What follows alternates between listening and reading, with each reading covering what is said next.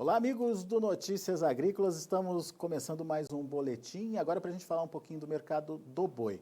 Você que acompanha Notícias Agrícolas percebeu que desde semana passada tem um movimento já iniciado pelos frigoríficos de tentar conter uma alta, pelo menos aquela alta diária que a gente vinha acontecendo aí, vinha vendo acontecer aí nos preços da arroba. E parece que está surtindo efeitos. Os grandes frigoríficos saíram definitivamente de novas compras. A gente teve um movimento aí dos pequenos tentando recompor as escalas, parece que deu certo. E agora a gente quer entender o que pode acontecer daqui para frente. E se essa pressão de fato se concretiza e se consolida, né? Se a gente pode ver preços mais baixos aí para arroba. Quem nos ajuda nessa análise é o Douglas Coelho, da Radar Investimentos. Bem-vindo, Douglas. Obrigado pela participação conosco aqui no Notícias Agrícolas. E já começo te perguntando, afinal de contas, essa estratégia dos frigoríficos está surtindo efeito, Douglas? Muito boa tarde, Alexander. Muito boa tarde a todos os amigos do Notícias Agrícolas. Sempre um prazer falar com vocês. Pois é, muito bem colocado, né? A indústria ficou um pouco mais dura nas negociações desde meados da semana anterior. Os negócios travaram logo no primeiro momento, mas a gente vê sim que a euforia, né, aquela euforia de boi de 300 já está um pouco mais calma, né? A gente vê negócios aí mais próximos de 288, 286 aqui em São Paulo, né? A indústria grande, né? O grande frigorífico ficou fora das compras, né? O movimento que a gente viu foi as indústrias de pequeno porte, que pagavam ligeiramente maior, ligeiramente acima, alongando um pouco as escalas. Então a gente pode dizer que o mercado está mais calmo, né? Menos eufórico. Bom, então vamos entender. O grande saiu aí das compras e abriu espaço para os pequenos avançarem com as escalas. Como é que foi esse avanço de escalas? É uma escala significativa, suficiente para dar uma acalmada aí no mercado? O que você me conta, Douglas? O movimento é inicial ainda, né? Em meados da semana, no final da semana passada, foi o primeiro teste das indústrias, né? Claro que as escalas evoluíram um pouco melhor agora nos últimos dias, mas a gente vê boa parte das indústrias de pequeno porte aí fechando as escalas aí da próxima semana, do dia 26, 27, 25, tem alguns fechando o dia 30 também. Isso deixa a situação, não vamos falar mais confortável, né? Vamos falar menos apertada, né? Porque o cenário ainda é de oferta restrita. Então a gente vê sim essa tendência de pagar preços menores, mas a gente tem um contraponto muito forte, que é a oferta restrita, não só em São Paulo, mas em todos os estados pecuários, né? Então isso deixa essa tentativa, né, essa pressão negativa um pouco mais cadenciada, um pouco mais devagar. Muito bem. Agora, pequenas indústrias ou os pequenos frigoríficos avançaram aí nas compras, alongaram as escalas, como você bem colocou. Mas e as grandes? Estão sobrevivendo do quê? Da onde que está vindo a carne desses grandes frigoríficos, Douglas? Perfeito, boa pergunta. As grandes indústrias, elas têm um parque industrial maior do que as indústrias pequenas, né? As indústrias menores geralmente são regionalizadas em algum estado ou outro, enquanto as grandes conseguem trabalhar de uma forma mais geral, com o animal do Nordeste, do Norte, do Centro-Oeste, os animais das praças paulistas, né? Então eles conseguem balancear muito mais isso, né? Então, se fecha uma planta aqui ou reduz o ritmo da compra aqui, eles conseguem comprar um pouco melhor lá. Então essa tem sido a dinâmica que eles têm feito, né? É claro que as escalas dos frigoríficos menores estão mais longas, né, estão menos apertadas, mas a gente vê as indústrias grandes aí com algumas plantas mais calmas, né, comprando menos, mas escalas aí fechando o final dessa próxima semana e o começo da próxima semana. Seria dia 20, dia 23, 24. Além desse remanejamento de compras aí, o boi a termo seria uma estratégia utilizada pelos grandes, Douglas? Sim, a gente pode acreditar que sim. Principalmente as grandes indústrias possuem mesa de inteligência de mercado, né? Possuem uma comunicação global, estadual, enfim, tem uma malha de informações maior, né? E faltando menos de 2 meses para fechar o ano, a indústria tem mapeada, assim, com alguma facilidade, a oferta de animais a termo que ela tem que receber até o final do ano, né? A gente viu em meados de outubro, início de outubro, que em novembro havia um ágio muito grande do boi novembro, boi dezembro em relação ao boi outubro, e a gente viu também a tendência de pecuaristas descascando mais lotes, né, rolando esses termos para os próximos meses, né? Então isso criou um ambiente em que a indústria consegue mapear um pouco mais esses animais a termo, né? Então essa é a nossa visão por aqui, além dessa questão que a gente tinha falado das escalas também, seja dos grandes, seja dos frigoríficos pequenos. Mas dá para saber que fôlego é esse que as indústrias têm? Pois é, assim, isso é um dado técnico, eu acredito que de estratégia de cada indústria, mas o fato delas terem adotado uma postura mais dura na negociação na semana passada e não ter voltado atrás até agora, mostram que eles têm bem mapeado, né? Então eles foram ao mercado com uma determinada postura e já conseguem mapear o que eles têm de abate ou não. Acredito que na próxima semana, algum volume para algumas indústrias paulistas aqui de animais a termo chega a ser mais relevante, né? Então isso tira um pouco essa pressão de compra naturalmente do mercado físico. Essa é a nossa visão por aqui. É difícil saber quem tem mais termo, quem tem menos no termo, mas é fato que com a curva empinada, né, com o mercado até outubro dando uma visão de que novembro, dezembro poderia ser 16, 14 reais acima, a gente viu esse sentimento também, né, de descascar o máximo possível, tentar escalonar ao máximo essa saída de animais do coxo. Embora as chuvas nos últimos dias tenham trazido, né, mais dificuldade para quem quer reter esse animal no coxo, isso é fato. Ou seja, dá para dizer que quem está dando as cartas nesse momento é o frigorífico? São os frigoríficos? É difícil falar, né? Porque ela ficou fora das compras desde a semana passada e os preços, os indicadores, a gente pode ver até o indicador Exal que não teve tanta oscilação, ele está girando ao redor de 290, né? Tá. Tirou a euforia, mas não reverteu a tendência ainda, né? Justamente porque essa oferta está um pouco mais enxuta. Mas é fato, assim, a indústria frigorífica, ela é a precificadora, né? Ela que compra a matéria-prima, ela que também, querendo ou não, tem uma participação no tom, no ímpeto dessa movimentação. A gente viu movimentos de alta e até mesmo uma realização ou um recurso seria natural, né? A gente está falando de commodities agrícolas. É um produto com pouca industrialização, onde o volume e o preço é o que manda no jogo, né? Então, pensar que uma colher de chá vai ficar sempre, né? Ou seja, um ativo vai continuar subindo sempre até determinado preço, assim, não seria tão prudente. É natural ter realizações, seria saudável para o mercado. E olhando basicamente a oferta, o que a gente pode esperar da oferta, Douglas? A oferta segue restrita, né? A gente viu que animais a pasto possivelmente devem demorar um pouco mais para saírem de uma maneira relevante. A gente vê chuvas boas aqui em São Paulo, em Goiás, no Triângulo Mineiro. Talvez o regime de chuvas tenha voltado com mais intensidade aqui. Essas regiões podem ser até menos prejudicadas, até beneficiadas com esse regime de chuva, né, de pasto, mas lá para cima, para as outras regiões, MT, MS, a gente vê algum déficit ainda. Isso pode atrasar um pouco essa oferta de animais de pasto. Mas, de uma maneira geral, assim como um quadro de 2020, a oferta de animais terminados, de matéria-prima, ainda é restrita, né? A indústria tenta uma pressão, tenta arrefecer, mas ela segue menos apertada, né? Longe de falar que ela está confortável ainda.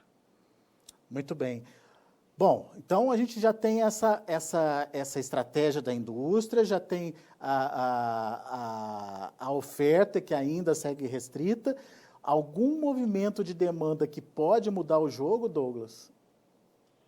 Bom, pelas exportações a gente vê que, pelo menos até os dados agora da última semana que o MDIC divulgou, mostra que novembro pode ser tão bom quanto outubro em relação a volumes. É claro que falta metade do mês a ser contabilizado ainda, isso pode mudar, né?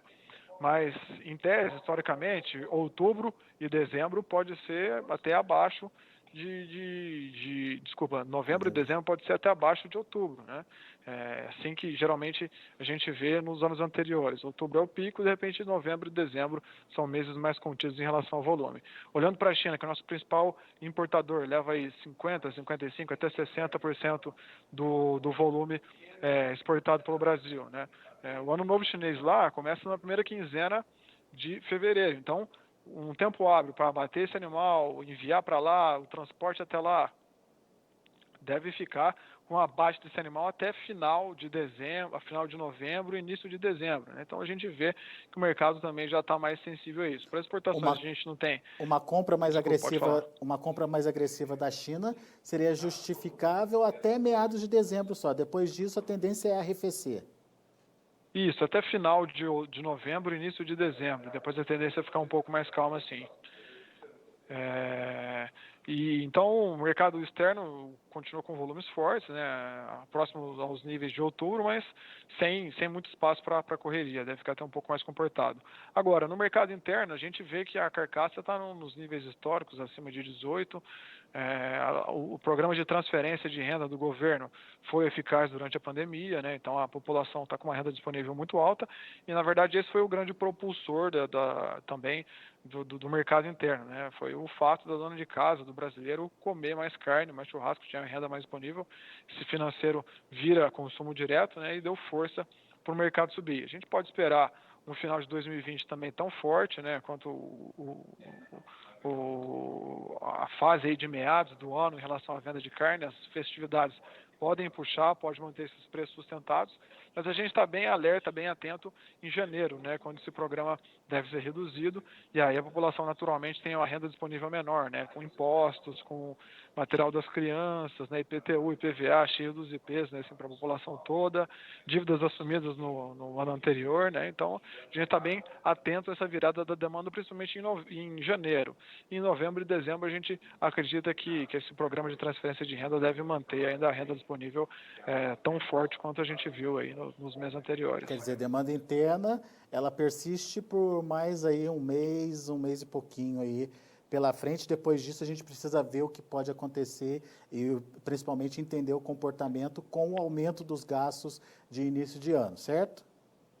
Exato, exatamente. Mas isso pode significar um resfriamento do preço da arroba, uma deterioração, digamos, do preço da arroba, Douglas?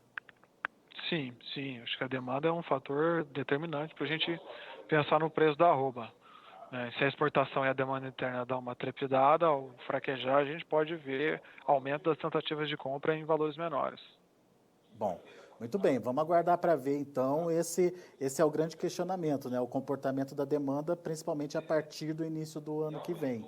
Até o final do ano, aparentemente, a gente tem um jogo jogado. China demandando bem, demandando forte ainda ao longo de novembro, comecinho de dezembro, o que manteria as exportações também em níveis interessantes, e o mercado interno consumindo e aceitando essa carne um pouco mais cara, né? Você falou, se eu não me engano, de um atacado a R$18, é isso? Preço recorde? Isso, exato, até acima de 18. Hoje a nossa referência está mais próxima de 18,11, 18,10, mas assim, existem frigoríficos menores, ou alguma coisa mais regionalizada, até com preços acima disso, isso é fato. E tem aceitação isso, Douglas? Do varejo, principalmente? O atacado está conseguindo repassar? E o varejo está conseguindo repassar mais que isso? Sim, houve repasse, sim, houve absorção, justamente que tirou de 15 e levou até 18, né? Sem essa absorção era praticamente impossível a gente tocar esses níveis. Agora, quando o varejo se depara com cortes, principalmente mais nobres, talvez assim, vamos dar um exemplo, um contrafilé de 38, de R$40 não é uma coisa palatável, né? Assim, não só a população que tem renda disponível mais curta, toda a população pensa duas vezes antes de levar volume, né? Claro que contrabalanceia, leva alguma coisa assim, nesse preço, diminui, aumenta em outra coisa, né? Mas a gente já sente que acima disso, muito acima disso, o varejo já começa a fazer conta ou até mesmo pensar em relação ao volume, né? Mas sim, por enquanto até agora os preços no atacado têm tido força justamente pela absorção do varejo, né? A gente via no final do ano passado um atacado com uma carcaça de redor de 14,50, 14,40, hoje a gente já está acima de 18,10, 18,20. A gente achou que 17 poderia ser um limite aí, foi para 18, né, Douglas? Se bem que agora, como você bem colocou, esse fôlego aí tá terminando. Vamos ver como é que vai ser. Precisamos analisar e esperar para ver cenas dos próximos capítulos.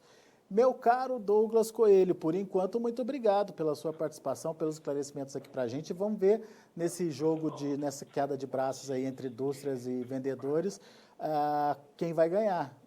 Por enquanto, a indústria está conseguindo, pelo menos, estabilizar aquela escalada de preços que a gente vinha vendo acontecer aí no mercado do boi.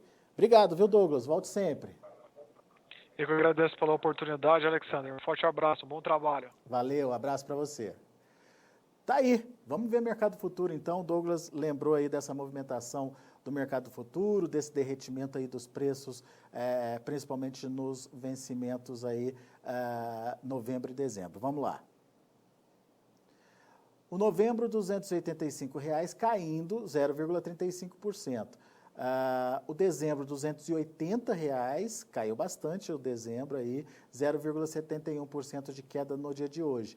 Janeiro, já abaixo dos 270, olha aí, 269 a indicação para o janeiro, queda de 0,83%, e o fevereiro caindo mais ainda, R$ 264,05, uma queda de 3,03%, portanto, em linha com o que o Douglas vinha falando. A gente tem aí uma condição ainda de sustentação de preços para os próximos meses, quem sabe até algum ganho aí, dependendo da demanda, se de fato tiver uma demanda mais agressiva, seja na exportação, seja no mercado interno, mas a partir do ano que vem, uma situação um pouco mais complicada para os preços. O indicador CPEA fechou ontem a R$ 290,55, com uma queda de 0,43%.